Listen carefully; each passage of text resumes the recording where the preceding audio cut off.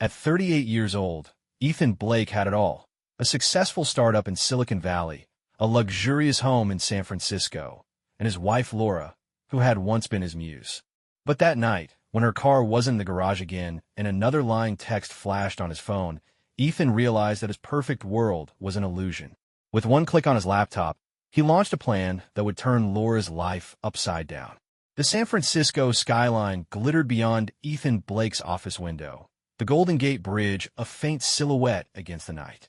At 38, Ethan had built a cybersecurity empire from scratch, turning sleepless nights into millions. His modern loft in Pacific Heights was the envy of tech elites, and his wife, Laura, 36, was once his muse, until tonight. Her text buzzed on his phone, stuck at work. "Don't wait up." A lie. Ethan's jaw tightened as he opened his laptop, revealing a folder labeled Endgame. Inside, photos of Laura with Kyle Ridley, a slick LA investor, hotel receipts, and GPS pings from her Tesla. She thought he was clueless. She was wrong. Ethan's fingers danced across the keyboard. One click froze their joint accounts. Another canceled her credit cards. A third rerouted her secret $200,000 slush fund to an offshore account she'd never touch. He even locked her out of their smart home. Doors, lights, everything. At 3 a.m., Laura stormed in, heels clicking furiously, reeking of champagne. "Ethan, the garage won't open," she shouted. He leaned back in his chair, voice cold. "That's because you don't live here anymore." Her eyes widened as she swiped her phone, only to see access denied on every banking app. "What did you do?" she hissed. Ethan smirked. "What you made me do." By morning, Laura fought back. She stormed into a lawyer's office, spinning a tale of emotional abuse to claw back half his fortune. "He's controlling, unstable," she cried. Her attorney drafted a lawsuit, but Ethan was steps ahead. He emailed the lawyer recordings of Laura mocking him. "Ethan's a bore, Kyle's the real man," and watch her case crumble. "Tell her try me in court," he wrote. Laura's bluff failed, but she wasn't done. She called her cousin, Tara, in Napa Valley. "I need a place to crash," she begged. "Tara hesitated." "Ethan's not someone to cross, Laura. I can't risk it." The line went dead. Laura's world shrank further. Desperate, Laura turned to her daughter, Sophie, a 20-year-old junior at UC Berkeley. She sped to campus, finding Sophie at a coffee shop, laughing with friends. "I need your trust fund money now," Laura pleaded, gripping her wrist. Sophie pulled away, eyes hard. "Dad locked it 2 days ago. Said I've been irresponsible. And you know what? He's right." Laura staggered back. "You're siding with him?" Sophie's voice cut deep. "You lied to me my whole life, Mom. I'm done." She walked away, leaving Laura alone, the hum of campus life drowning her panic. Back at the loft, Ethan waited. Laura burst in, mascara streaked, defiance fading. "You can't do this." He slid a prenup across the table. Signed 15 years ago. Clause 14. Adultery voids everything. Photos of her with Kyle, texts, hotel footage, he had all. "You thought I'd let you bleed me dry?" His voice was steel. Laura sank onto the couch, trembling. "I have nowhere to go." Ethan stood. "You've got 72 hours. Then you're trespassing." He left her $1,200 a month. Mercy, he called it, and walked away. She whispered, "I loved you once." He didn't flinch. Should have shown it. 3 days later, Laura dragged 2 suitcases out of the loft, movers watching silently. She landed in a cramped Oakland apartment. The roar of BART trains her new soundtrack. No more galas or Gucci. She got a cashier job at a grocery store, her manicured nails tapping a register instead of champagne flutes. Kyle never called. Tara didn't either. Sophie sent one text. "Prove you can change." Laura didn't reply. She couldn't. Meanwhile, Ethan sold the loft, moved to Menlo Park, and launched a new startup with Emily, a brilliant coder who saw his worth. At a tech gala a year later, he smiled for photos, free of Laura's shadow. She saw the article online, alone in her dim kitchen, and felt nothing but the weight of her choices. Ethan Blake leaned against the glass wall of his San Francisco penthouse office, the city's fog curling around the Golden Gate Bridge below. At 38, he turned a cybersecurity startup into a tech juggernaut, his name whispered in Silicon Valley with awe. His wife, Laura, 36, a former model turned influencer, was his partner in that rise, until she wasn't. Tonight, Her Tesla wasn't in the garage. Her text pinged. Late shoot. Don't wait. Itan's gut twisted. He'd seen the signs. Her giggles with Kyle Ridley, a flashy LA investor. The business trips that didn't add up. He opened his laptop, revealing checkmate. Photos, texts, hotel receipts. It was time. Ethan's plan unfolded with precision. He froze their joint accounts, canceled her platinum cards, and rerouted her hidden $250,000 fund to an offshore vault she'd never crack. He even hacked their smart home, locking her out of every system. At 2 a.m., Laura stumbled in, heels clacking, perfume sharp. "Ethan, the doors won't open," she snapped. He met her glare from the kitchen island. "They're not your doors anymore." She swiped her phone, panic rising as insufficient funds flashed. "What the hell?" Ethan's voice was ice. "You played a game, Laura. Now I'm playing mine." Morning brought her counterattack. Laura stormed into a lawyer's office in a sleek black suit, spinning a tale of financial abuse. "He's punishing me for nothing," she cried. Her attorney, a shark named Gregson, filed for emergency alimony. Ethan countered with recordings, Laura laughing about ditching the nerd with Kyle, and Gregson backed off, muttering, "This won't hold." Laura didn't stop. She called her sister, Jenna, in Sacramento. "I need a loan," she begged. "Yenna sight." "Ethan called me, Laura. I can't cross him. He's got proof." The line clicked dead. Laura's allies were slipping away. She pivoted to her daughter, Sophie, 20, studying at Stanford. Laura sped to Palo Alto, finding Sophie in a dorm lounge, earbuds in. "I need a trust fund now," Laura demanded. Sophie's eyes narrowed. "Dad locked it last week. Said I've been spoiled. And you know what? I agree." Laura recoiled. "You're abandoning me?" Sophie stood. "You abandoned us first, Mom.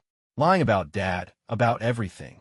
She walked off, leaving Laura trembling in the empty room, the hum of a vending machine mocking her. Back home, Ethan waited. Laura burst in, fury masking fear. "You can't ruin me." He slid a prenup across the counter, signed 14 years ago. Adultery clause. "You lose it all."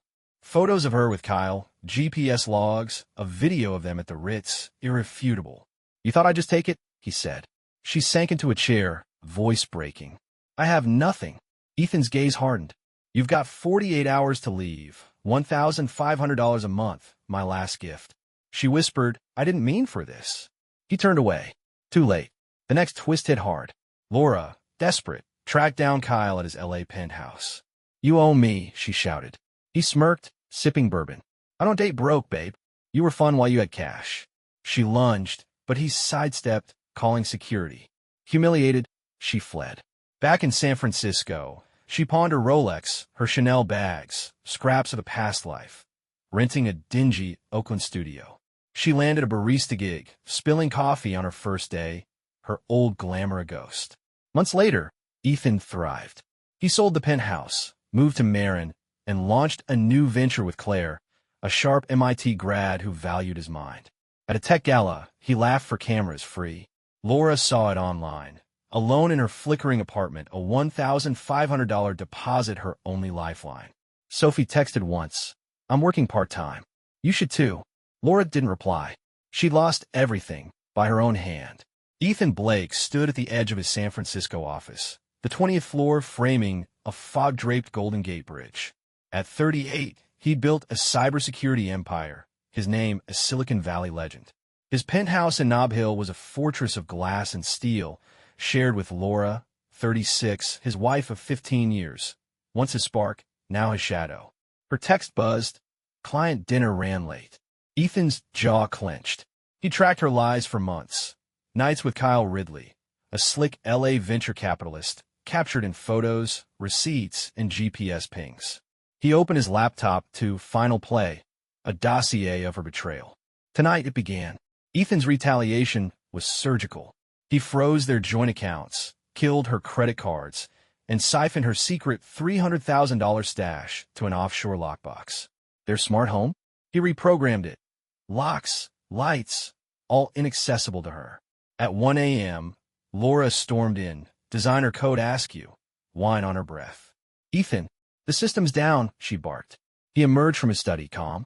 "No, Laura, you're down." She fumbled with her phone, gasping as account locked, glared back. What is this? She demanded. Ethan's eyes were steel. The end of your free ride. Dawn broke with her fight back. Laura swept into a lawyer's office, hair perfect, voice trembling with rehearsed outrage. He's cut me off. Abusive control. Her attorney, a wiry man named Voss, pushed for a restraining order and alimony. Ethan sent Voss a zip file. Laura's voice, mocking him to Kyle. Ethan's a paycheck, nothing more. Voss called her. Drop it. He's got you cold. Laura pivoted, dialing her brother, Mark in Portland. I need cash, she pleaded. Mark's tone was flat. Ethan showed me the photos. You're on your own. Her safety net unraveled. Next, she raced to Berkeley, where Sophie, her 20-year-old daughter, scrolled TikTok in her dorm. Sophie, your trust fund. I need it, Laura begged, clutching her arm. Sophie yanked free, eyes blazing. Dad froze it.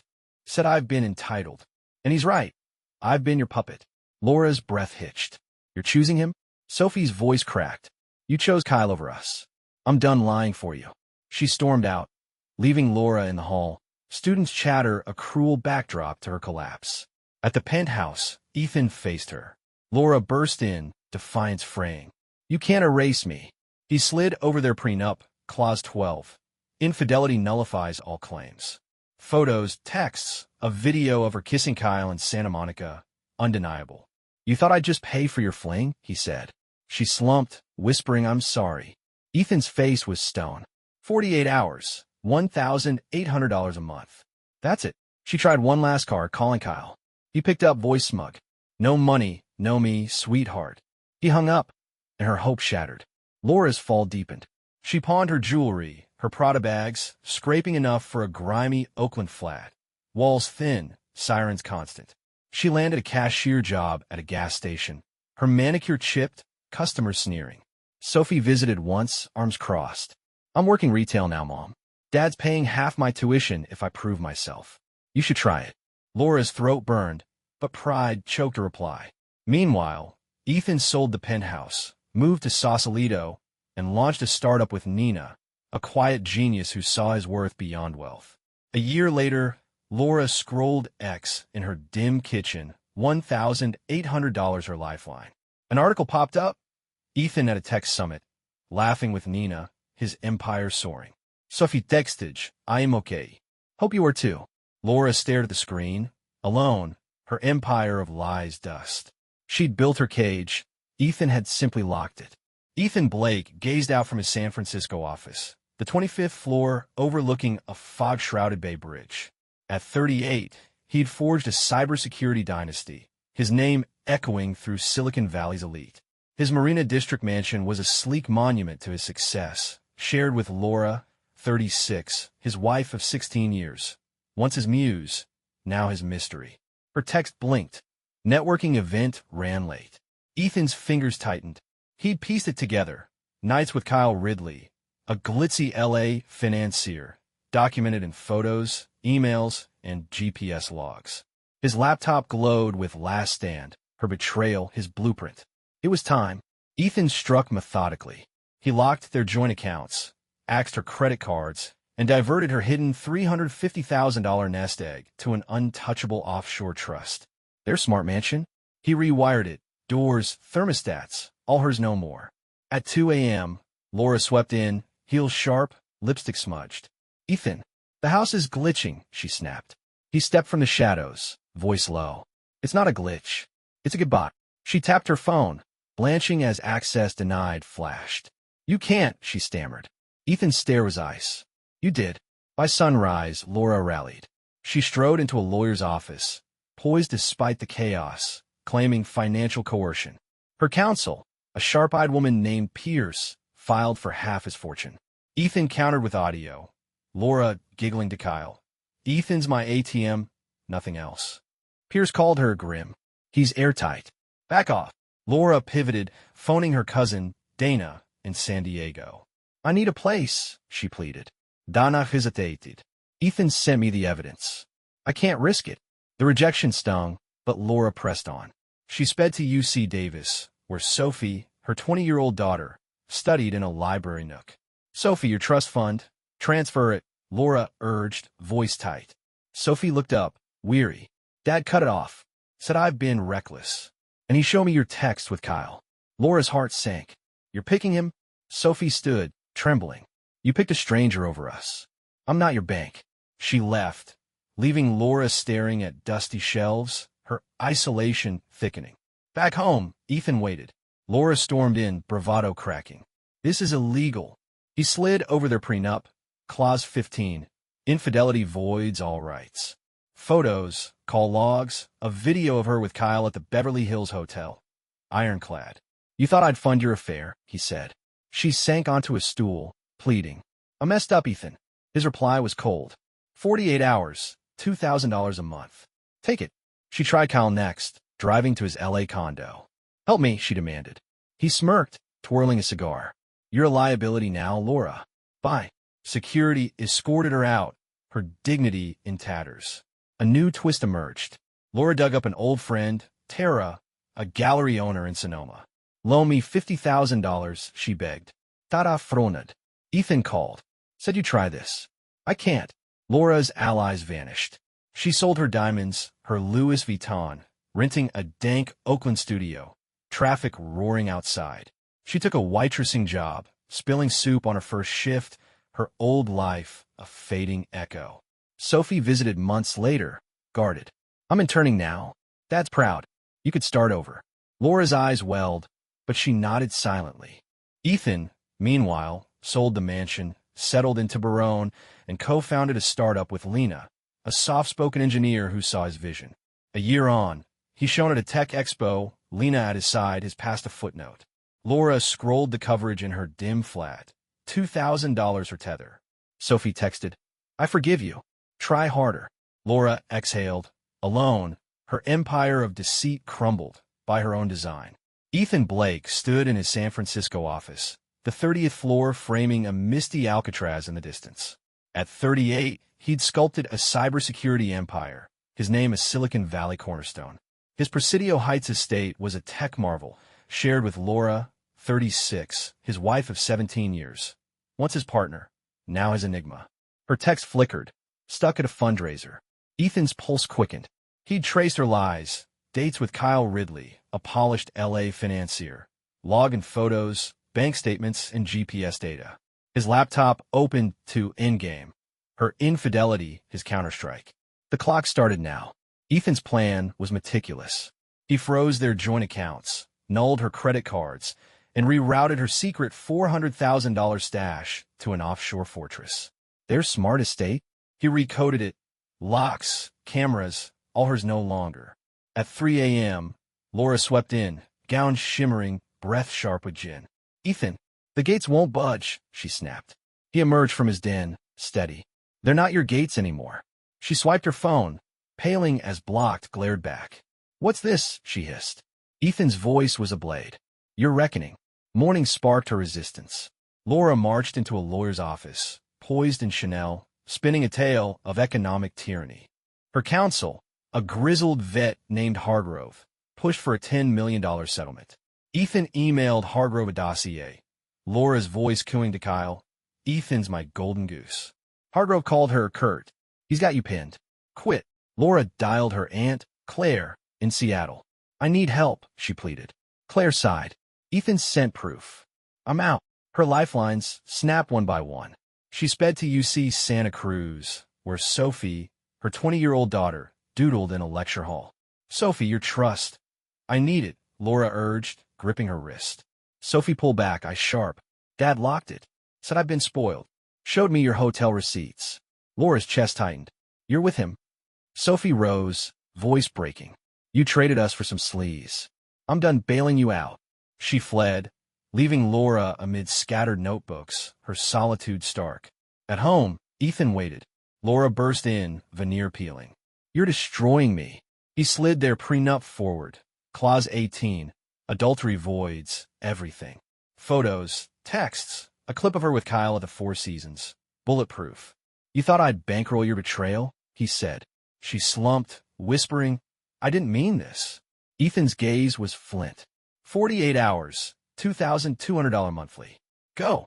She tried Kyle, racing to his LA loft. Fix this, she demanded. He grinned, sipping scotch. You're broke, Laura. Game over.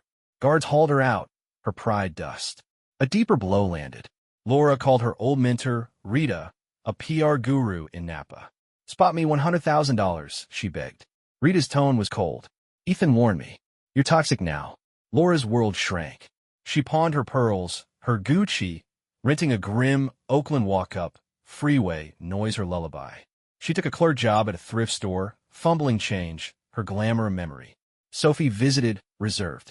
"I'm tutoring now. Dad's impressed. You could fight for yourself." Laura's throat burned, but she stayed mute. Ethan sold the estate, settled in Mill Valley, and launched a venture with Mara, a rye coder who matched his drive. 2 years later, he beamed at a tech summit. Mara beside him, his scars healed. Laura scrolled the news in her dim room. $2,200 her anchor. Sophie texted, "I'm good. Hope you find your way." Laura stared out at the neon blur, alone, her castle of lies razed by her own hands.